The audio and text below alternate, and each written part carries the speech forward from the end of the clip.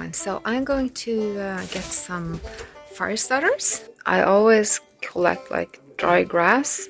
You remember the saying, fire that spreads in like dry grass? Here are my fire starters.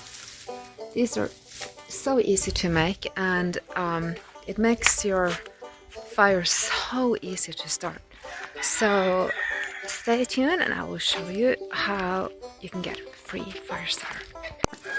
So I do this with all kind of weeds, and it will start fairly quickly, so I just make sure that I have odds and ends ready.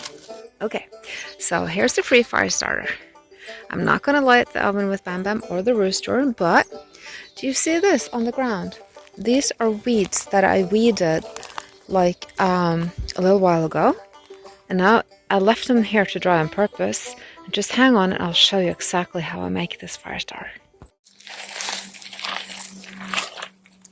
Okay, so washing off the spiders is probably too cold, but you know.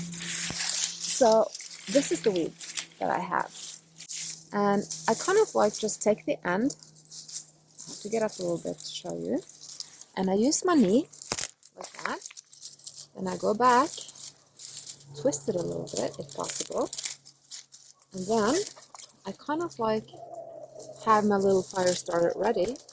But you need to kind of like make it stay so it doesn't like, you know, go all over the place. So I take like a piece of grass or something, and I just take it around. Sometimes there you have a fire starter, and you can use whatever you have. You can do roots, you can do grass. I like to do a mixture. Oh, here comes the neighbor. Hi, Snowball. I see you. I hear you. There you go. 2 fire starters. And like one of these is enough to get started.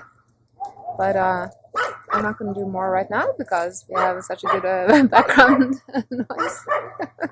Okay, so let's see how this is doing.